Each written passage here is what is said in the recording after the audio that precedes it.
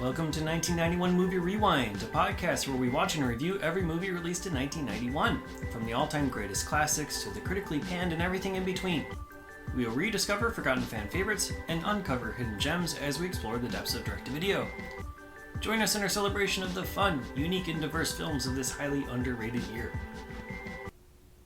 This week, we watched 976 Evil 2.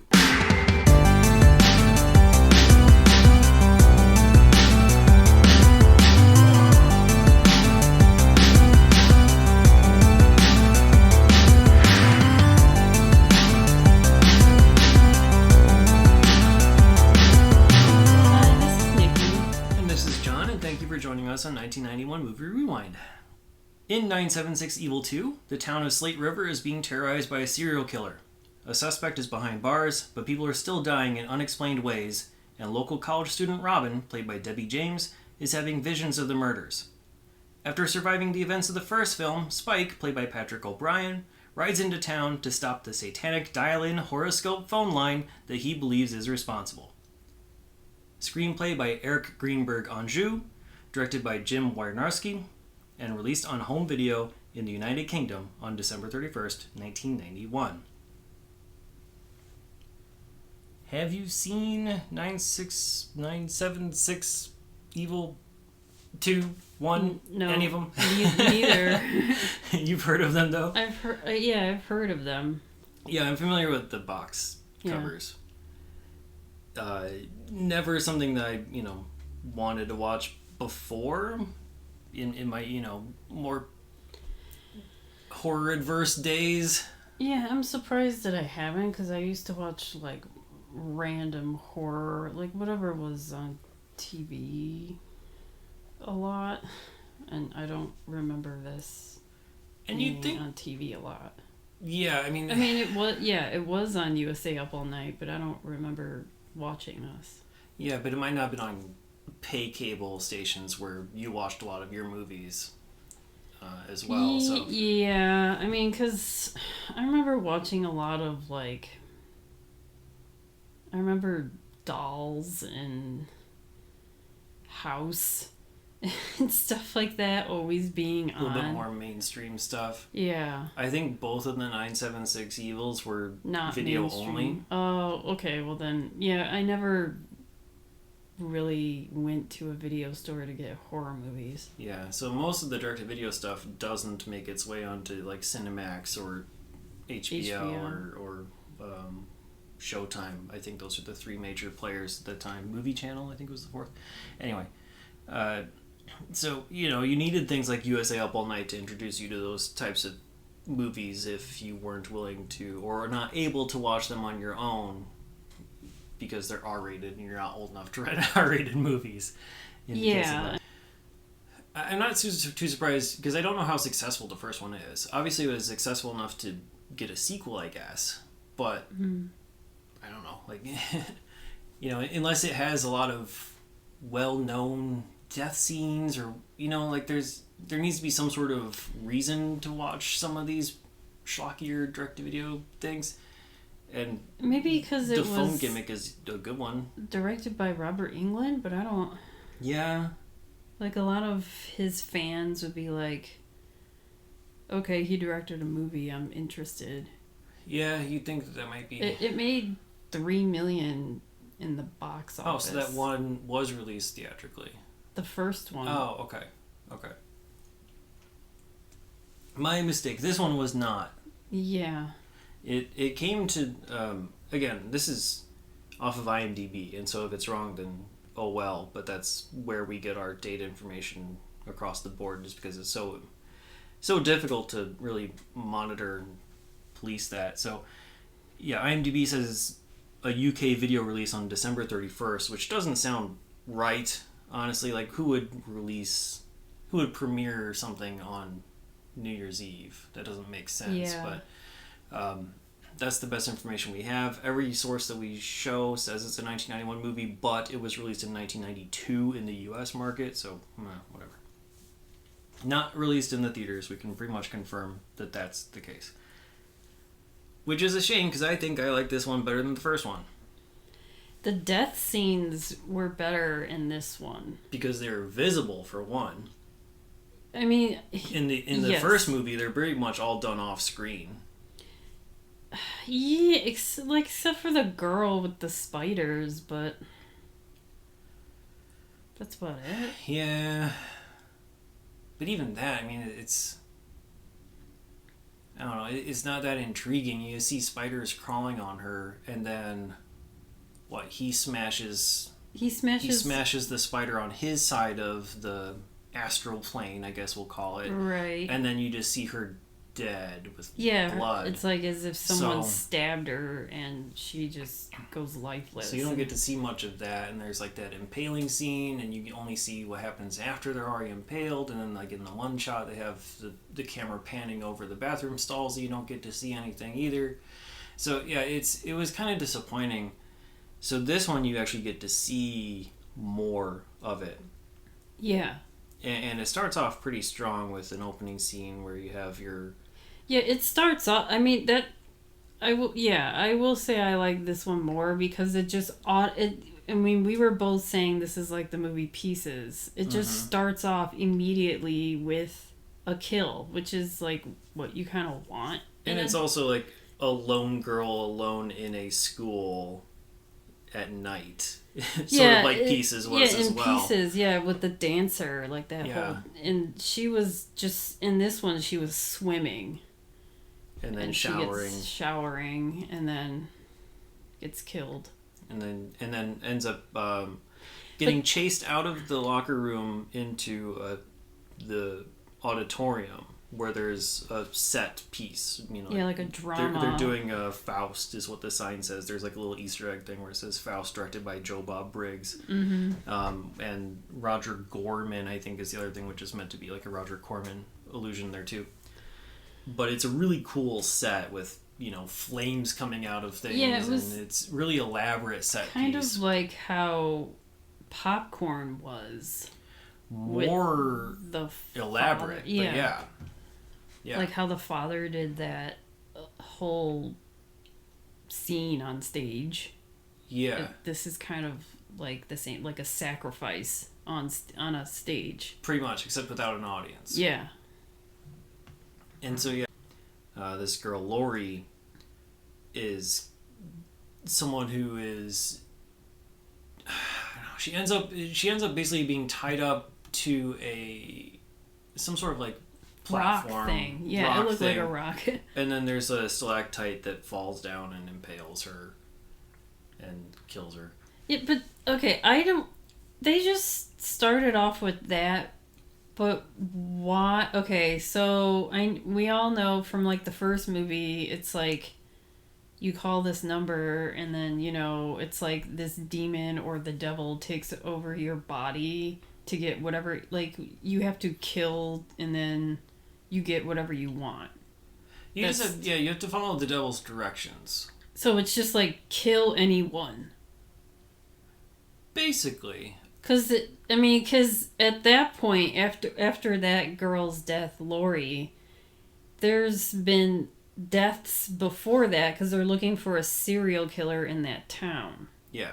But we don't know that until after her death. Yeah, the opening scene is... So this guy was killing... We don't even know how many other people beforehand. Lori was the fifth within 4 months, according to the broadcast. Oh, okay.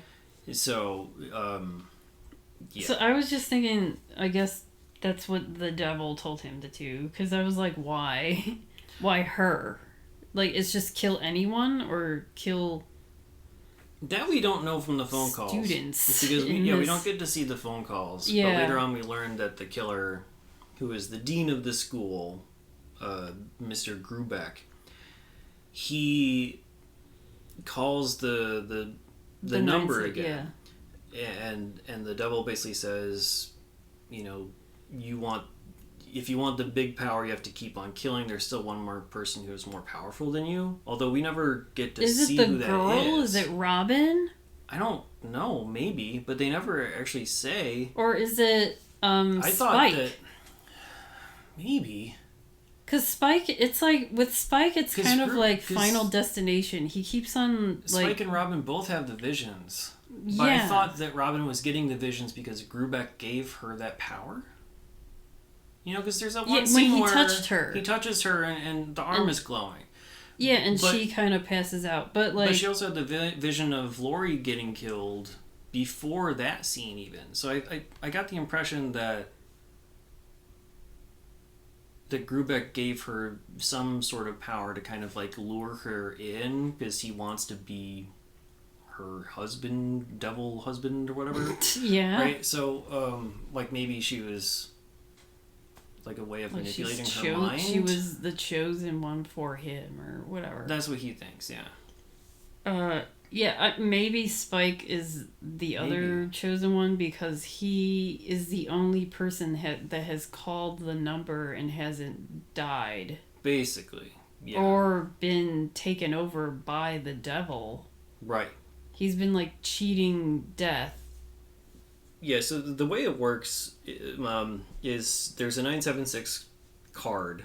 And for those that don't even know this, 976 is a form of, like, 1-900 number, which is a paid service where you pay X amount of dollars every minute that you are on the phone, and it's a specialized service. So we've been doing that on our USA Up All Night episodes this whole month. You know, most of it's, like, phone sex lines, but for kids you have things like, hey, talk to New Kids on the Block, or, you know, talk to NWA, or, you know, like, there's NWA. They had one, like, oh, you know, they did. They did, like, and, you know, or, like, it was like, dial this number and get a joke of the day. There's all kinds of different, it was like money making scams. Santa Claus, like, call Santa. Yeah, or there was like Leave one your wish for Santa. Yeah, or there's like, for the kids stuff, there was like, you want to hear a scary story, call this.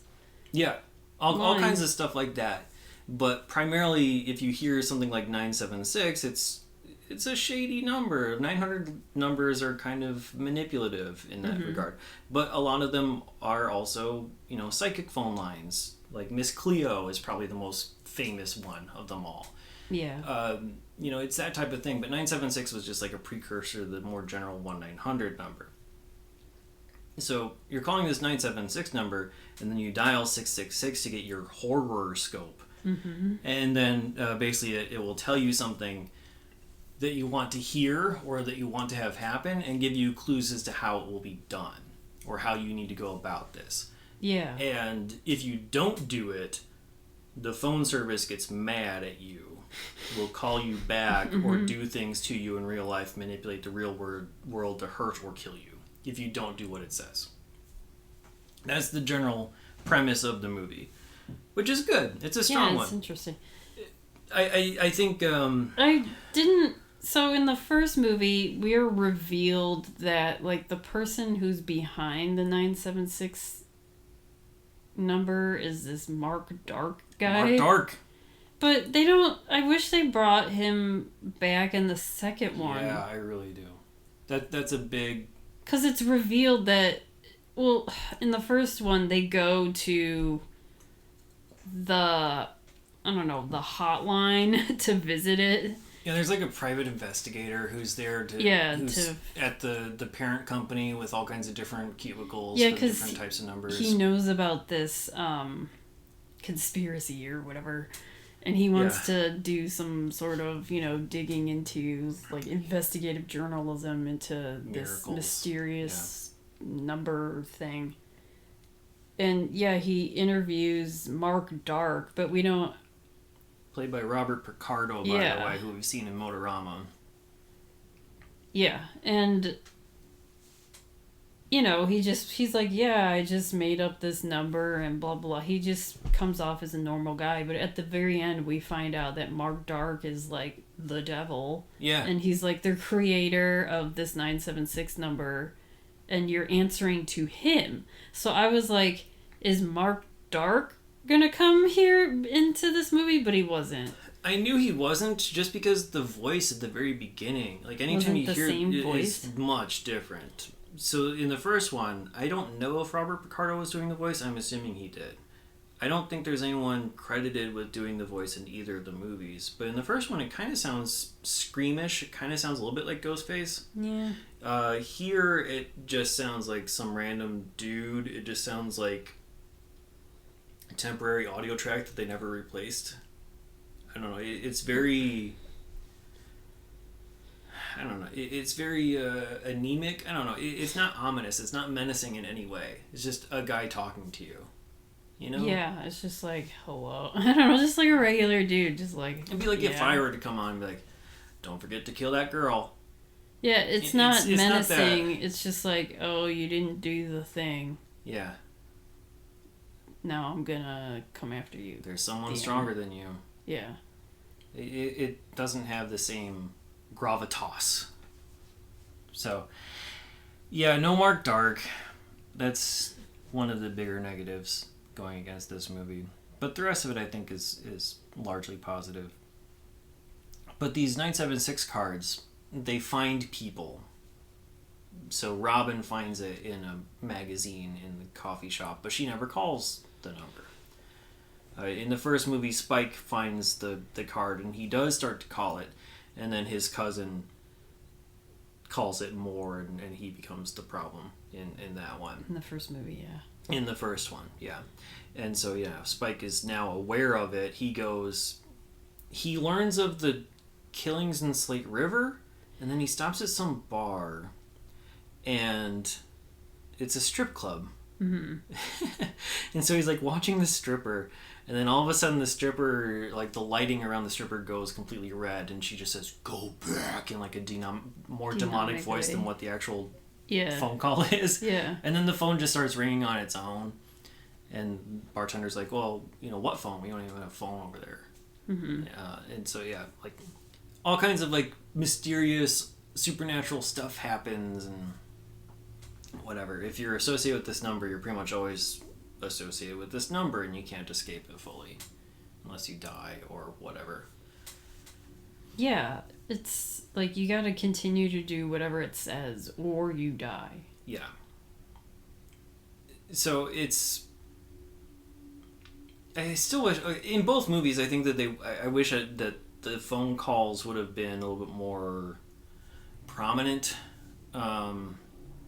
I don't know, I think in the first one they spent a little bit too much time on the bullying aspect of things, and they don't really like have Hoax going back to the phone all that much. They don't have Spike going back to the phone all that much. It just kind of happens here and there, and then you have some random unrelated character getting terrorized by the phone. You have like 2 or 3 people dying that aren't crucial to the plot at all, who are dying because they didn't answer the phone or whatever. So that kind of stuff happens here.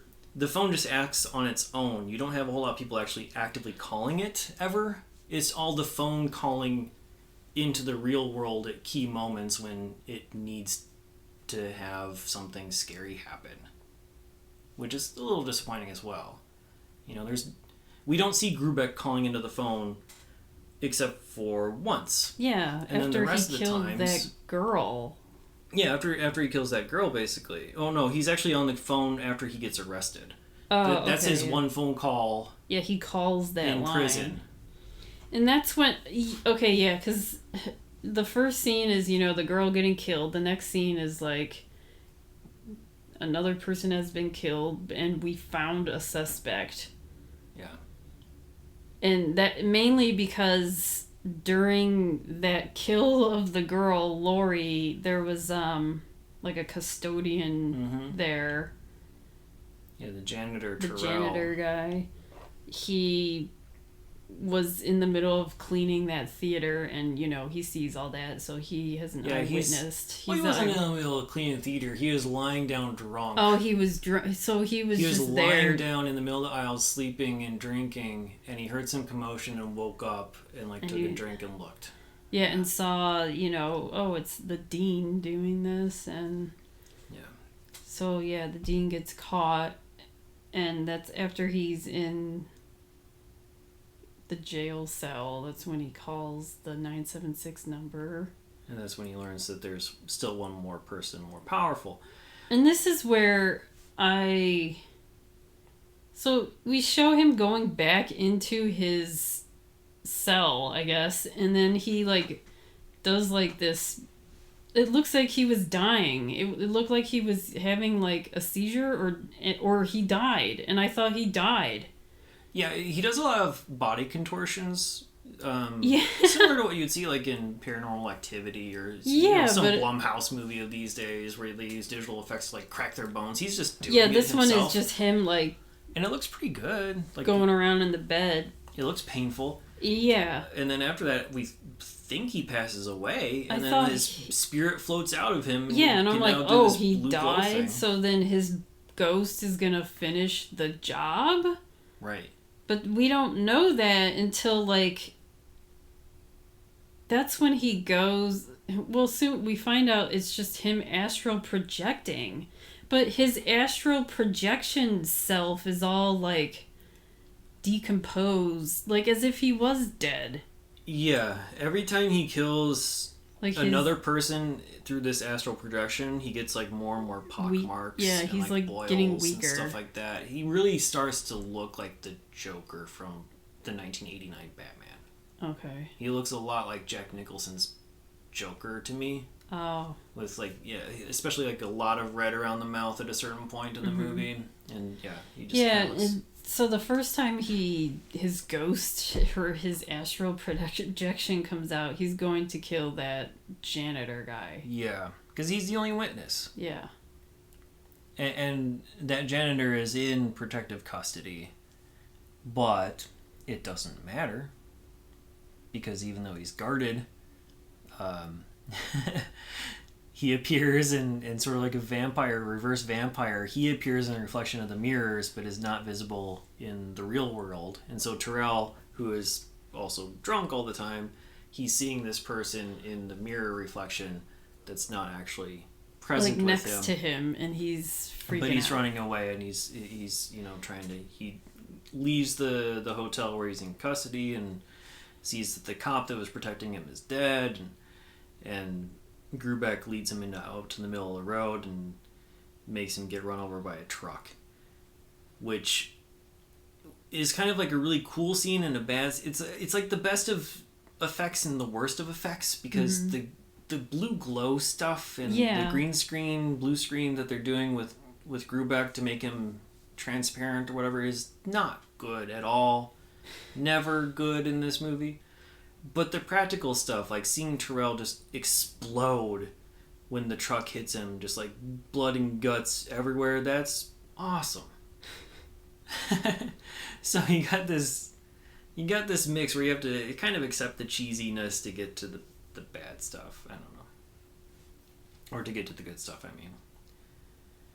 So. But after Terrell is dead, then we learn, oh yeah, no, Greenberg is still alive. He was in his cell the whole time, so he couldn't have killed Terrell. Right. And... Even though nobody saw that happen, Robin thinks that that's what happened, and Spike thinks that that's what's happened. Yeah, they start to work together on trying to figure this out. Like, it's the way that they meet is so weird. Yeah, they just happen upon each other in a diner, and then like their second conversation ever is Spike just saying all this stuff about the horoscope and like talking about... And she's like all in. She's like, oh, okay, I'll help you. Like she... It's really weird. Yeah. That she's extremely accepting of this whole thing all of a sudden. Yeah, she's not even skeptical at all. Like, this random dude from wherever just goes up to her. Complete stranger, out-of-town stranger. Like, comes up to her and just starts telling her all this shit about, like, the phone number and whatever, and she automatically believes it, and she's like, okay, I will help you. And then they end up, like, I don't know. They get to love interest. Yeah, but sort of love interest for like a minute. Yeah, as much as could happen considering what happens in the movie, if that makes sense. Yeah. But I mean, that's fine. I don't have a problem with them being love interest. It was just weird that the first conversation is it's just the way that they fries. The second conversation is it's like, hey, there's this number that has Satan on the other side of it. Come help me. And she's like, and then it's like in the middle of, I don't know, it's like the middle of the night, and she's like, oh yeah, I'm gonna go help this guy out, and like ditches her friends. Yeah. I don't know, I was just like, the way... It's also really weird how the relationship between Robin and her dad is handled, because you'd think that, I mean, they're treated like Robin's dad, who is basically a psychiatric evaluation guy for the police station. He's dressed like Mr. Rogers. He's not dressed like a cop. He's dressed I was like... He looks like Mr. Feeney, but he dresses like Who Mr. is he? Rogers. Yeah, I was like, I know he was her father, but I was like, what is his role? He does some sort of psychiatric work for the police station, but they act like he's there all the time, because you never have a scene with Robin and the dad at home at night talking about anything together. It's always at the police station, like the 2 or 3 times that they actually converse. Yeah. Except at the very end with the stupid ending that we will talk about. Yeah. So it's Robin on her own, and we don't know what happened to the mother, if anything. You know, it's always that's not like explained at these all. scary movies. It's always like a single parent. Yeah, she's like a very she's kind of like this popular girl.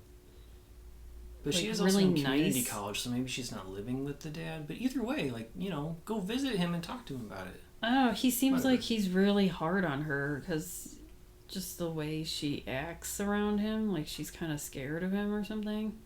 Well, I think it makes Or sense to intimidated, be worried to bring up this whole supernatural. Because he won't believe her. Yeah. I mean, yeah. Because when she does, he doesn't. Like, no one believes anyone except for her believing in Spike. It's just... Yeah, Spike is the only one that believes it because he's lived through it, and no one else does. So, I don't know, it's just weird that they establish this relationship and then they don't really do anything with it between the dad and Robin. That's all. That's all I'm saying, really. But they need to kill more people. Alright, so you gotta get more people involved who can put a wrench into Mr. Grubek's plans to get out of prison. And so now you have this lawyer who is Susan Lawler. They put law in the name, so you know she's a law lawyer. So lol. It's just call her Susan Lawyer. I don't know. Yeah. Miss Prosecution. Lore. Yeah, she's kind of like how in the first movie,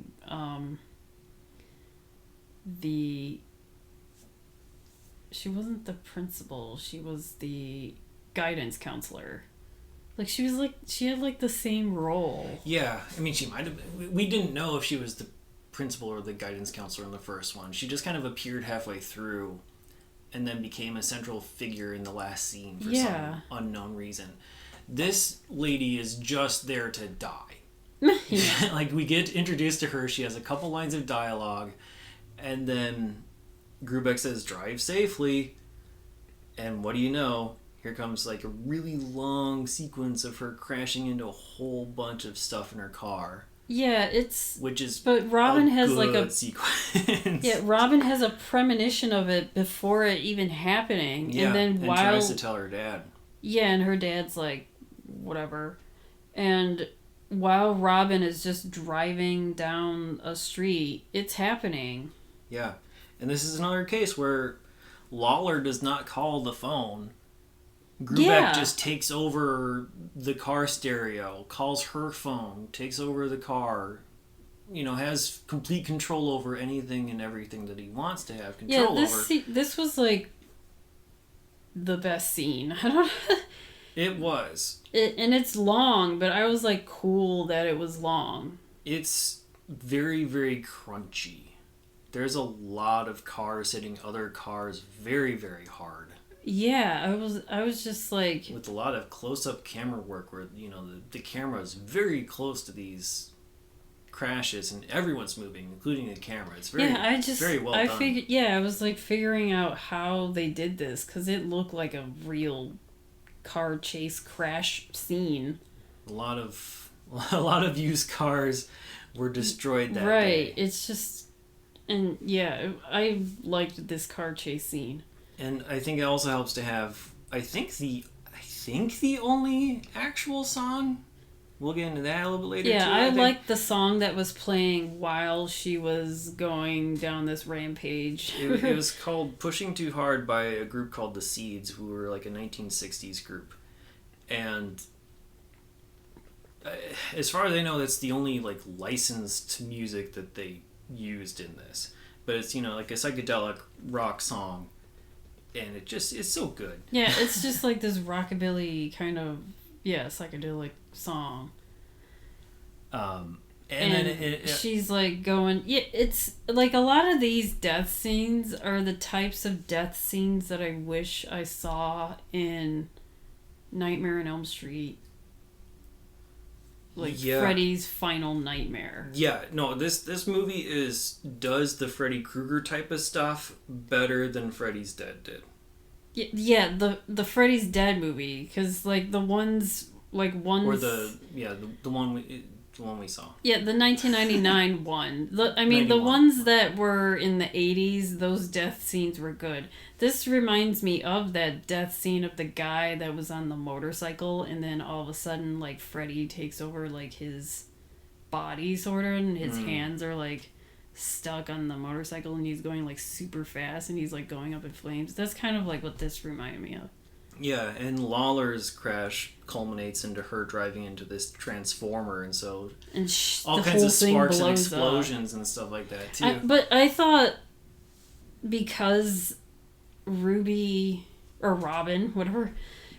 had that premonition, I thought Robin was gonna try and stop it. I mean, she does try and stop it. She does try to stop it, but her car also gets hit. But she doesn't succeed. She was on the road because she didn't know when it was going to happen. I thought she was going to succeed in helping her. That's what I thought was going to happen, but it just happened exactly what happened in her dream. No, instead she makes it to the end crash scene, and she's just, you know, waiting for it, and she sees Grubek come out of the flames. Again, like I said, looking like the Joker in my opinion. Getting very pervy, I think, at that point. Yeah, because he's like, well, and then she used to work for like in his office, and he's like, I've always thought you were pretty and shit like that. Yeah, like I knew you were the one ever since I laid eyes on you type of a conversation. He's like 45 and she's 18 or whatever, and he's some pervy dude. So, that's... I mean, he's evil, right? So it works. Yeah, but I mean, when they found out that, like, the school found out that Professor Grubek was the killer, everyone's like, he's just like a normal, quiet guy. Even Robin was like, oh no, I mean, he's always been the nicest to me, never any indication of any sort of problem. Yeah. Also, no indication of that flirting probably in the real life either at that time. So it's only until he probably called that number and he was like, I want this young little lady. What can I do? Or some shit. It could be. Yeah, we don't know what his initial reasoning was. Yeah, we don't... Because in the first movie, the reason was, like, you know, the kid was getting bullied. Yeah, and then Spike, I forget. I think he just wanted money at first.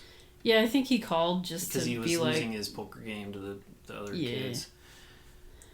But yeah, we don't know why he did it, other than at some point it seems like everybody who keeps with it always just wants more and more power. They want to be...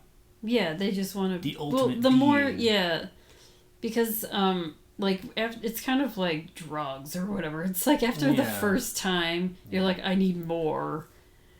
It's like you're becoming, like, greedy and greedier. Yeah. It's a satanic panic. It's a, you know... Yeah, the gateway, first movie is gateway. Very satanic panic. Like, this is kind of just like two young people trying to catch or end this thing. This is more for Freddy Krueger. Yeah. But yeah, that's an amazing sequence. But then another cool death is when her friend died. Yeah. That honestly surprised me as to how well done it was. So you have Robin and Paula. So Robin's going over to Paula's to kind of just be away from things. Meanwhile, should we talk about how Spike goes over to the shop called Lucifer's? Because that happens a little bit before that. Right, because he's trying to find out how he's doing this. How he's doing it, and then the shop owner Agnes by Brigitte Nielsen. In a cameo that she made because she lost a bet to the director. I mean, she only appeared in this because they played like a game of pool, and Jim Jim Wynorski won, and so now she had to be in this movie. She had to be in this movie. I mean, she has the look of being like, a witch. Or as Spike says, Elvira on steroids. Yeah, exactly. Like, right. Not like, like a hot witch or like a vampire type whatever. So yeah, she runs the occult store called Lucifer. He goes to this one occult store that looks exactly like the store that was in Buffy the Vampire Slayer. Like, not the movie, the show. Yeah, like 10 years later, they could have just taken all of the set pieces from this and made it into that show. Or maybe they did. I don't know. Long fog-filled road, and then there it is. Yeah, and he's asking about astral projection, and she gives him all these books about it. They get all flirty and whatnot. And yeah, and that's it. And he obviously reads them because then he finds out how to astral project. Yes. Yeah, they even say that it happens because of either one, extreme duress, or you have to be sleeping in order to do it. One of the two has to be happening, which is weird. Yeah. Those are weird ones. I don't know. Those are diametrically opposed conditions. Extreme calm or extreme duress. Right, and then it kind of... I'm trying to... like the movie Insidious? Sure. Wasn't that astral projecting the little boy? Or was that like sleep paralysis demons? Or was it like a dream world type of a thing? I thought he astral projected into a different world and he was stuck in that world. But it also had like that demon that was following him. Whatever. I don't know. Yeah, probably. I mean, there's probably been a lot of stuff that's dealt with the same... You're probably right, but it doesn't present itself in the same way as this movie does. Yeah. This is more like Ghost. Yeah, you can turn yourself into... Where Patrick Swayze can like interact with different stuff. No, but that's because he's dead and he's in another world. But you can still manipulate objects, is what I mean. It's that type of thing where the astral projections are basically like ghosts who can do some stuff. Yeah, I guess. I don't know. Whereas Insidious, I think, was more like its own separate dimension in a way. But yeah, so he learns how to do it, and so he's going to come to see Robin to tell her the plan of, here's what we got to do in order to finally stop Grubek. I learned how to do it. Here's our thing. But they're going to meet up at Paula's. Paula is a friend that we get introduced to like very, very briefly at one point, and then she's the person that Robin ditched to go hang out with Spike after just meeting him for the second time. Yeah, she has 2 lines of dialogue and then becomes the central person at this last act. And so they're watching TV and they're flipping between the channels. 2 different classic movies. You got It's a Wonderful Life on one channel and then Night of the Living Dead on the other. Yeah, and Robin wants movies at the time. Robin doesn't want to watch anything horror, so she's like, I want to watch It's a Wonderful Life, and it's like them going back and forth. Yeah, and just playfully saying, oh no, I want to watch zombies. And then Christmas. Yeah, zombie Christmas. And then Robin gets up to get popcorn or something. Mm-hmm. And that's when Grubek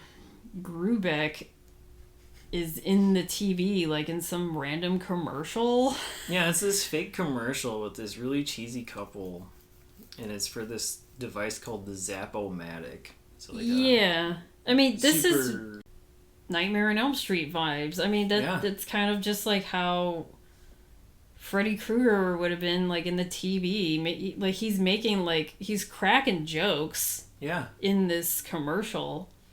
So, and then, you know, and that also reminded me of like the scene with Breckenmeyer, because wasn't he just playing a video game and then he all of a sudden just gets sucked into the video game? Yes. And then, but this girl, she gets sucked into a combination of It's a Wonderful Life and, you know, Night of the Living Night Dead. of the Living Dead. And I was like, how did they do that? Because it was like so well done. Because she's okay. like with the cast of these people. Yeah, it's not like you can see Jimmy Stewart's face and hers facing the same direction. What they do is they take like actual sequences of the movie, and then you see the reverse shot of, you know, like her looking at the back of people's heads. Yeah. You know, but like they her match with... every extra like exactly, it seems.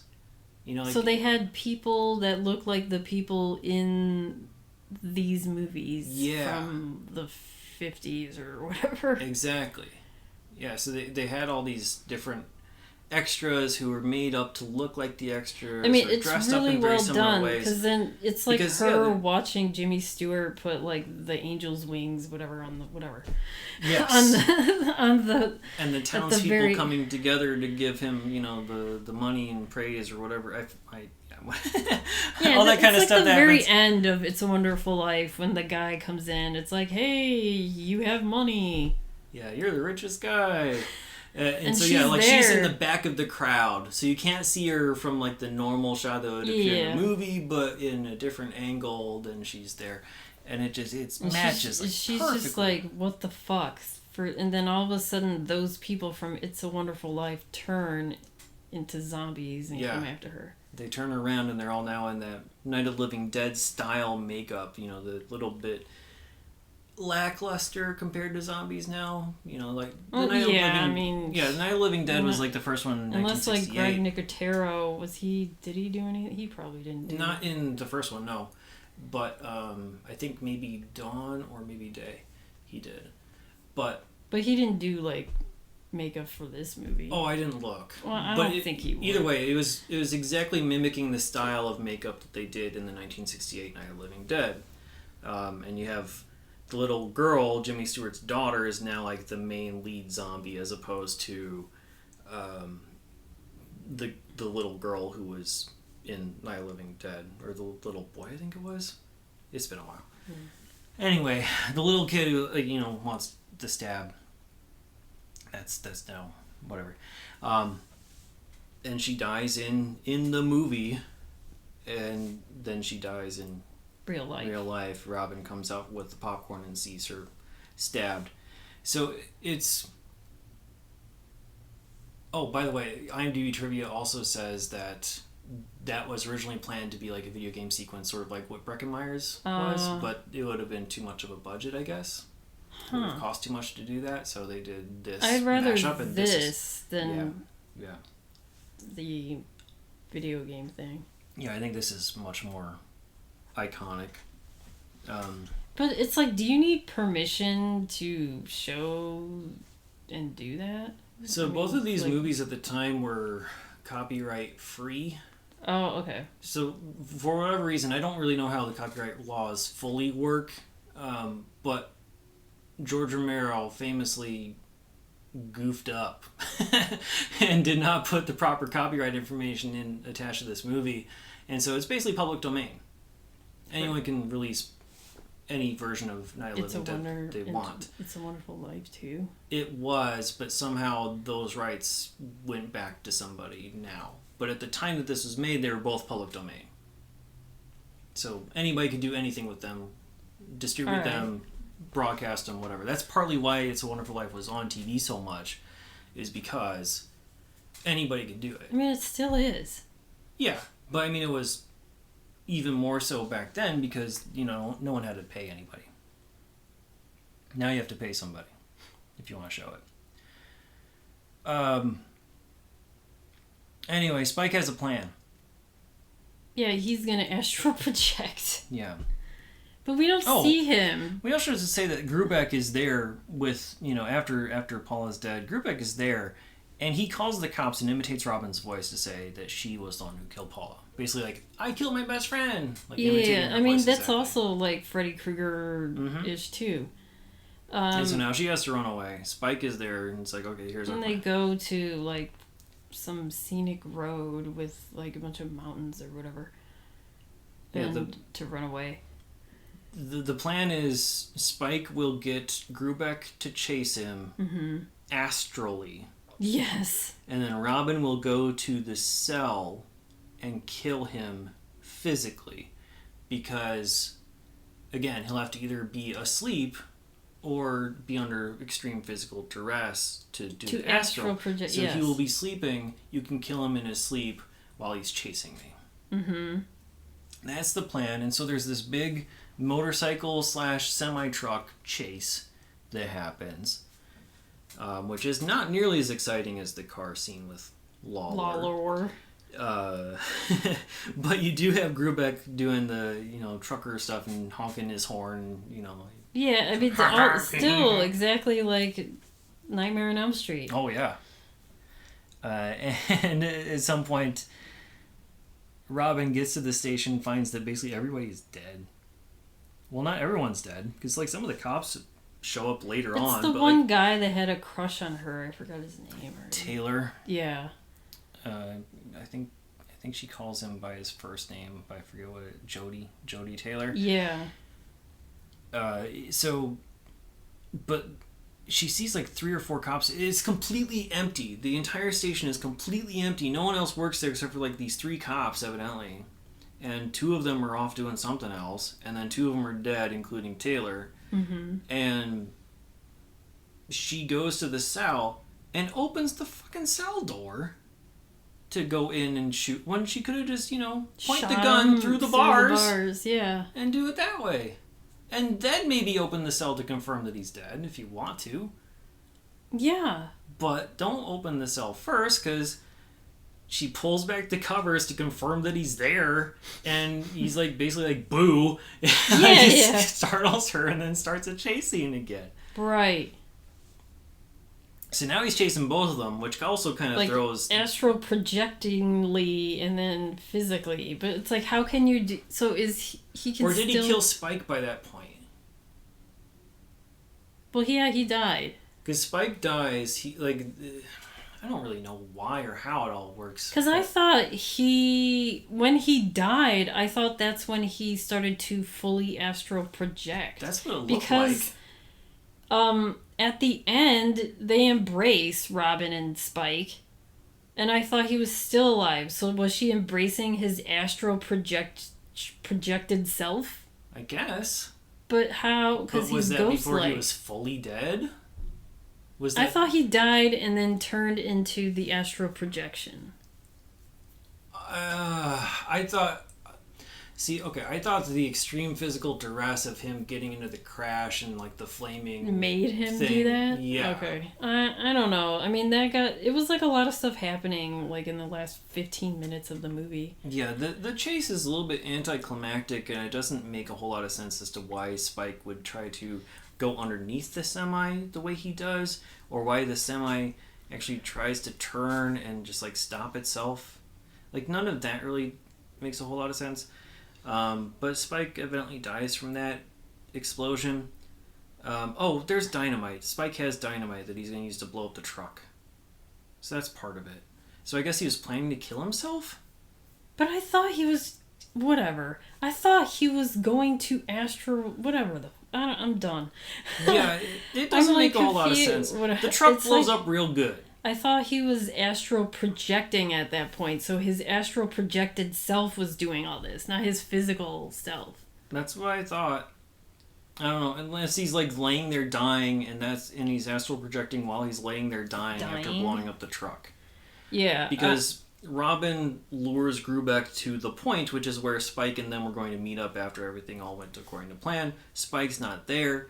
But he is there with the astral projection. At some point, there's a big ass cliff, and he just, as an astral projection, he punches Greenberg off the fucking cliff. Yeah, and that's it. He's dead. And that's it. Yeah, he's dead. That's and all. then their embrace is like Robin and Spike's embrace is like the cheesiest thing in the world.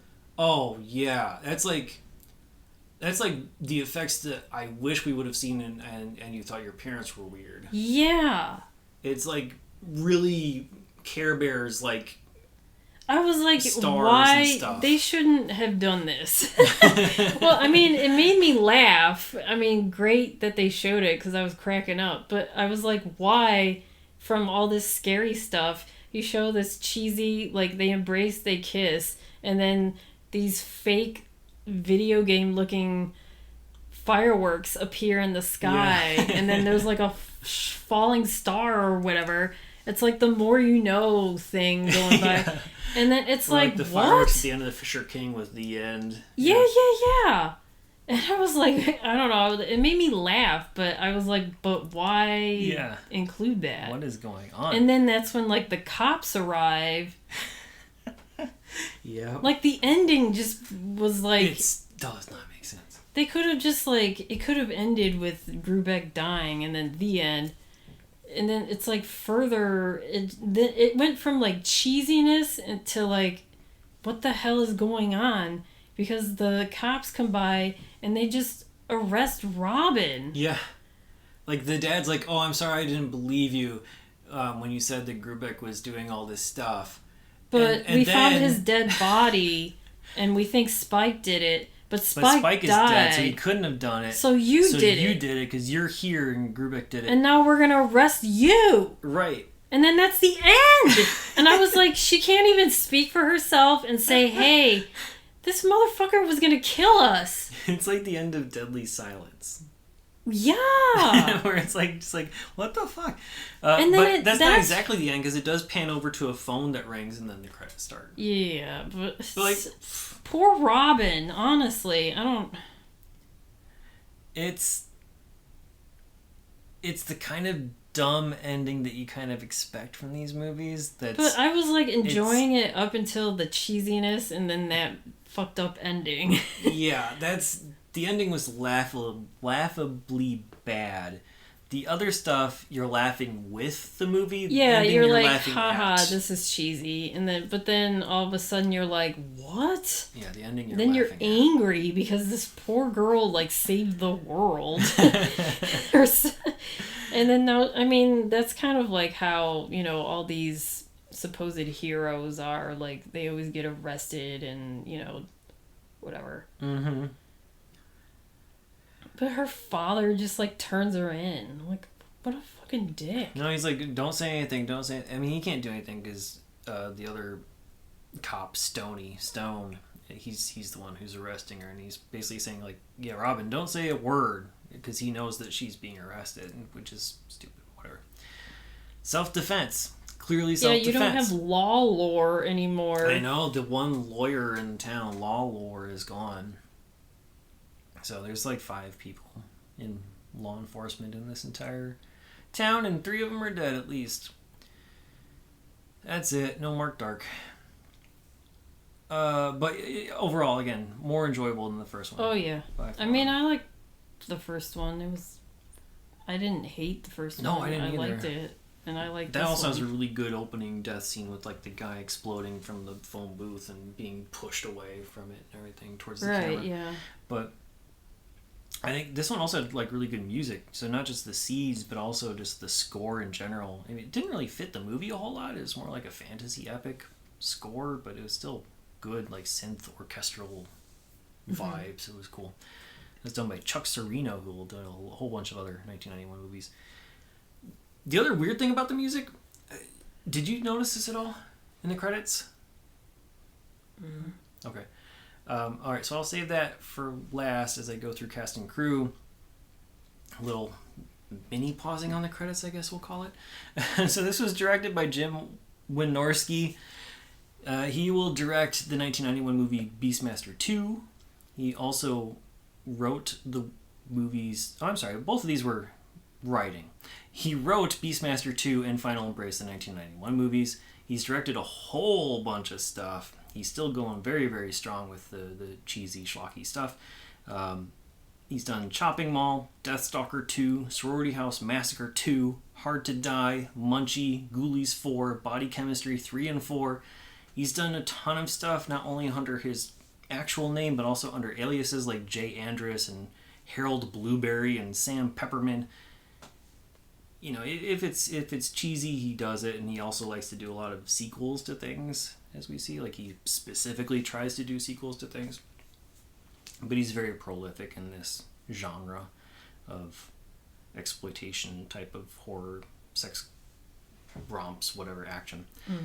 Erik Greenberg Anjou, he was the writer, and also he was a detective in one scene. At one point when he's asking for the phone call, he makes a little cameo appearance there. He also wrote the 1991 movie Road to Ruin, and he also wrote The Cool Service, which he also directed, and mostly he does documentaries now. Debbie James was Robin. She'll be in the 1991 movie Future Kick. She's been in things like LA Heat, Days of Our Lives, Passion. She was a former Star Search winner, but I don't know what she won on Star Search. Probably the spokesmodel. Remember that they had that. Maybe a singer, because she has done some singing. She was in the Bon Jovi Bad Medicine video, and she's been married to Bob Eubanks, the TV game show host, since 2004. I saw that, and I was like, how much older is he from her? Quite a lot. But they met and married in 2004, and as far as I know, they're still married.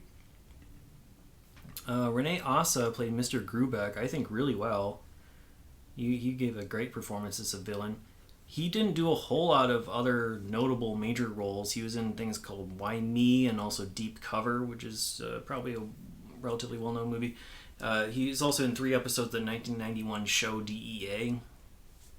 That's his only other 1991 credit. Patrick O'Brien, he quit acting after this year. After Astral Projecting? After Astral Projecting, that was it. He also was in 1991's Blood and Concrete, but after that, no more. He was in 976 Evil, Part 1, the only returning cast member technically. There was another person who plays a woman who's like a receptionist in this movie, and then she gets killed in the other movie.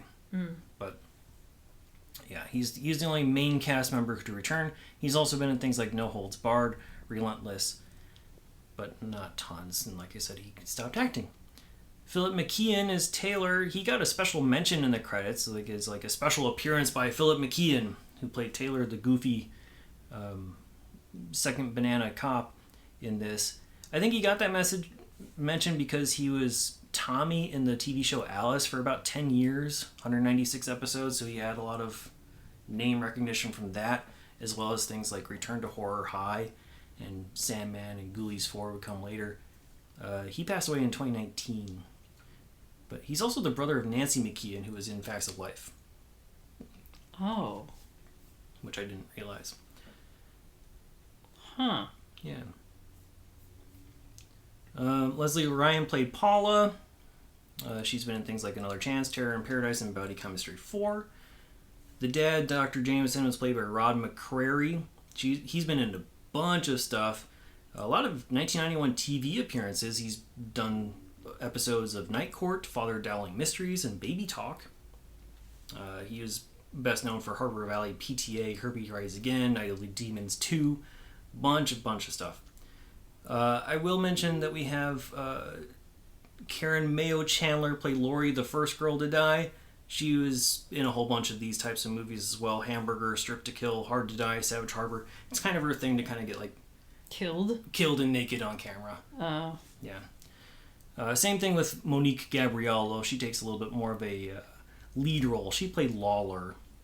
She'll be in the 1991 movies Uncaged and Body Chemistry 2, but she's been Emmanuel in Emmanuel 5. That's like a very sexually charged series of movies. She was in Deathstalker 2, Amazon Women in the Moon, Silk 2, Evil Toons, Munchie, and Angel Eyes. George Buck Flower played Terrell. He'll be in a couple other movies, Soldier's Fortune and Camp Fear. And then he also wrote the movies Party Plane and Death Falls, which are also 1991. So we'll see and hear his words in future episodes. Bridget Nielsen, we already talked about. She has a Razzie nomination for Bye Bye Baby and Cobra. She also has a Razzie nomination for Worst Actress for Red Sonja, and What? she won Razzies for Worst Supporting Actress in Rocky IV and Worst New Star for Rocky IV and Red Sonja. Yeah. I don't know. I liked Red Sonja growing up. The Razzie Was she people really did that not. bad? I don't know. I never saw it. Oh, I mean, I liked it as a kid. I have not seen it, and there are funny parts. I mean, it's cheesy. I haven't seen it in like 15 years. I'd be interested Mainly to see because it, but like I don't know Arnold anything is about it. funny in it. Like his acting is bad in that. Like He probably also got Razzies. Oh, okay. I didn't look, but it's highly possible. We'll double check his Razzie creds when we get to T2, I guess. But Bridget Nielsen has also been in things like Beverly Hills Cop 2, Domino, Chained Heat 2, Body Count, Creed 2. She makes an appearance. Her Rocky 4 character comes back in Creed 2, evidently. Even though they didn't like her in the... I don't know. Well, the Razzie people weren't in charge of casting, so Yeah. it works.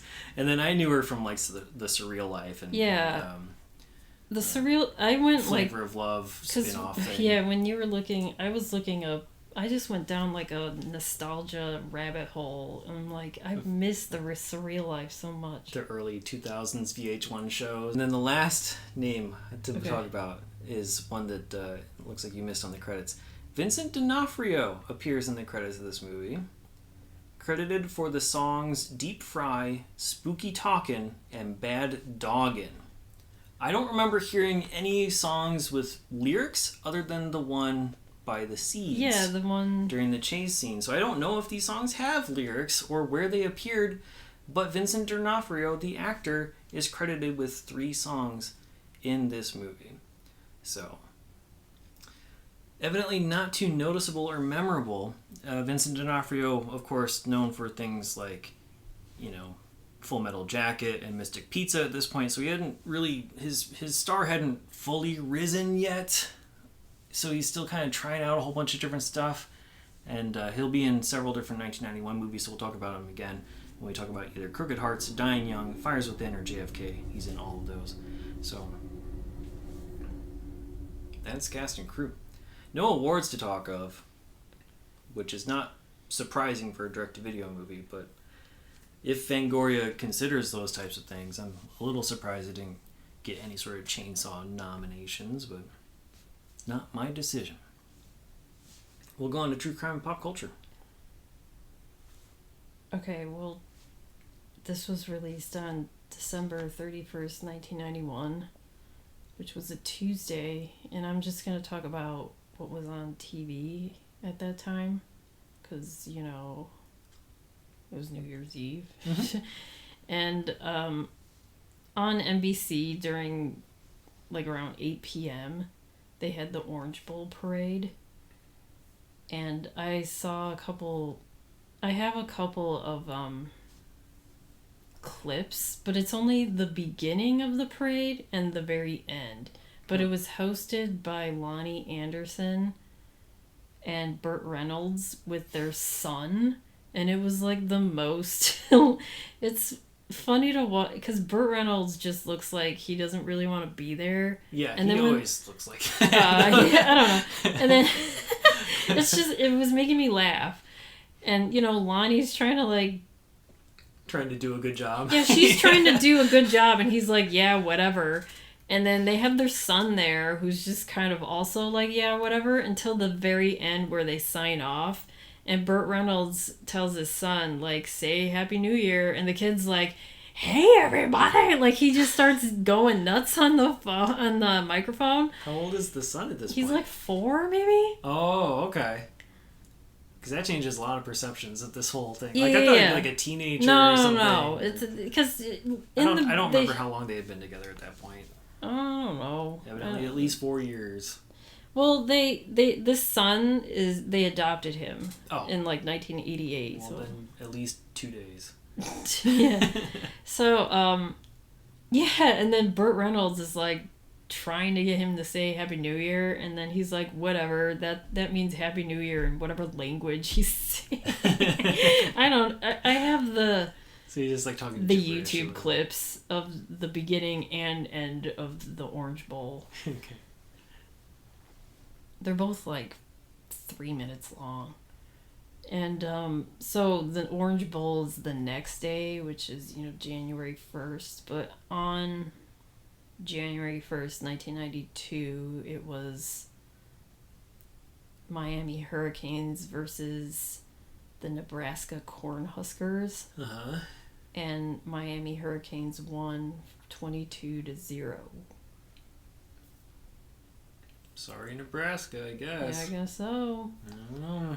And then I also looked up stuff on YouTube for anything with New Year's Eve, 1991, and I found random small clips of like Dick Clark, but then there was one that was 20 minutes long where it was like a person that was channel switching different channels.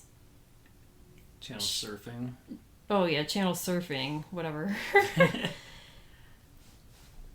Just different channels, just different people celebrating New Year's Eve. And it was mostly like Dick Clark, but then there was like, it was going from like ABC to NBC to Fox to like something else, like MTV. It was just like whoever was channel surfing and put it on YouTube. Mm-hmm. Like it was like a VHS thing. And then all the commercials were taken out, which sucked. Yeah, because... You want to see those. Well, yeah, we do now. We do. I mean, yeah, you don't want to see it like back then, but now I want to see it.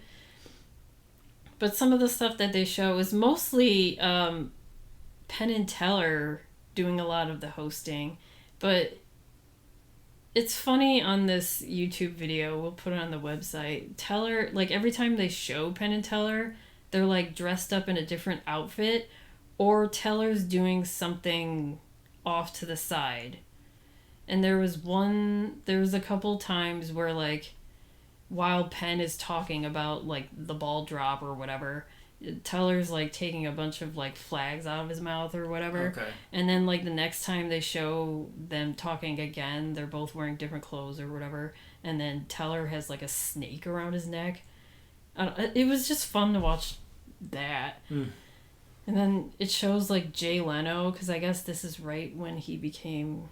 He was about to become a host of The Tonight Show, and it was just him doing a monologue. Yay. I know.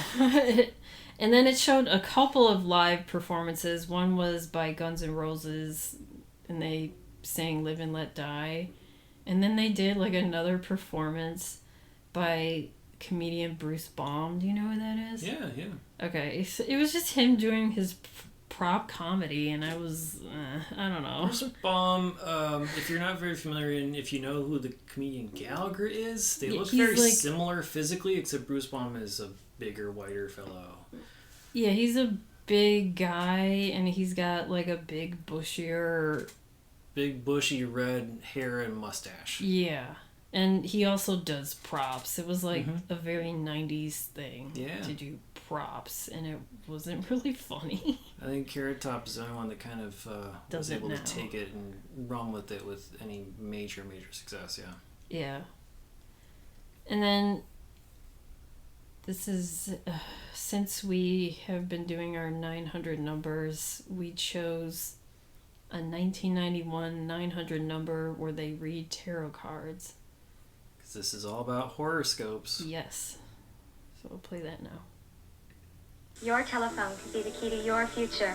Find out now by calling 1-900-976-7878. The mysteries of the future could be in your cards. Find out now by calling 1-900-976-7878. You'll talk live to one of our counselors and share the dark secrets of the tarot cards and the psychic world at 1-900-976-7878. Good luck in money and love could be just a phone call away. $3 per minute, must be 18 for entertainment only, unlimited talk time. So $3 per minute, unlimited talk time. However long you want to do it. Didn't sound like there was a minimum, at least. No, that's...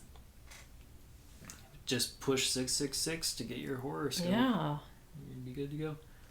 The dark tarot card reading. This one seemed pleasant. It wasn't like... Yeah. I don't know. It didn't sound mysterious or anything like that. Yeah, it didn't sound as... it definitely sounded more entertainment purposes rather than some of the other later horoscope. Like, let me tell you if you're going to make money in the future type Well, of that's things. what... That's like, you need money or a love life or whatever. Yeah. But those are fun. Yeah, and that's all I have. So we'll move on to rankings and ratings. Where on your 1 to 5 star scale are you going to put 976 Evil 2?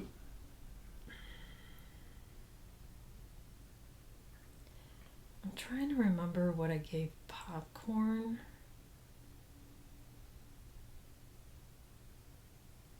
But I think I mean, in terms of like horror movies for the year of 1991, a lot of them suck.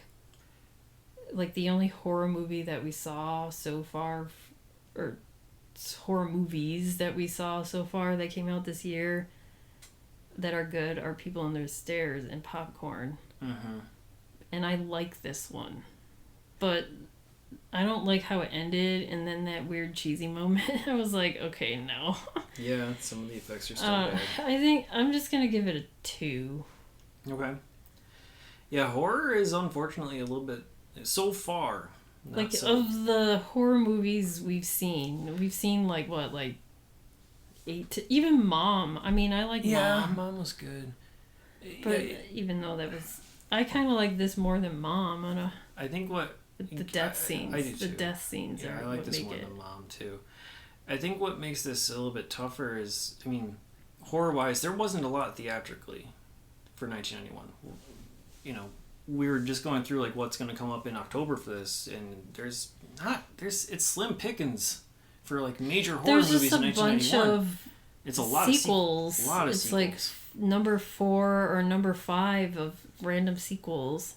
So, you know, maybe we'll find some good horror stuff in that mix as we go on, but it's more of a commitment to watch, 2, 3, 4, 5 movies to get to the 1991 one. So, I don't know, we'll see. I'm with you, though. I think it's one of the better ones. People Under the Stairs is going to be really hard to beat. Oh, yeah. Because there's so much social commentary sort of built in that bolsters everything that's there in the presentation otherwise. But yeah, in terms of like my expectations going in versus what I got, I was blown away. On my 0 to 4 star scale, I think I'm going to go with a 3. Okay. I mean, yeah, it does have your problems, like you said, with the ending and some of the special effects, but the death scenes are just that's what I want to see in a horror movie, is like cool death scenes. Yeah. This gave me pretty much everything delivered. I wanted to see. This gave me pretty much everything I wanted to see. Yeah. Every movie is worth watching once. Would you watch it again? Yeah. I would too. I am a little surprised they didn't do a third one. I'd be open to another third one. Who would come back? I mean, they would just choose another active person? Yeah, just choose another person. They can do like 500 of these. And the phone line's still there. Yeah, they can keep going. Yeah. It would be cool if they did it now with like cell phones. Sure. Maybe they have, and we just don't know it. Oh, maybe. I don't know. Anyway, if you out there want to watch 976 Evil 2 as of this recording in September 2022, it's available on Hoopla, digital rental, VHS, or DVD. Check your local listings because that can change. As for us, you can listen to us on all of your major podcasting platforms. Please remember to rate, review, subscribe, and tell your friends. You can email us at 1991movierewind@gmail.com. Of course, you can follow us on Twitter, Instagram, Letterboxd, and YouTube. Just search 1991 Movie Rewind or go to 1991movierewind.com for the full list of movies, along with show notes and more.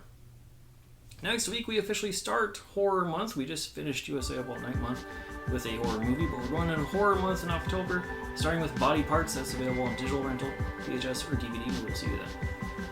Thanks.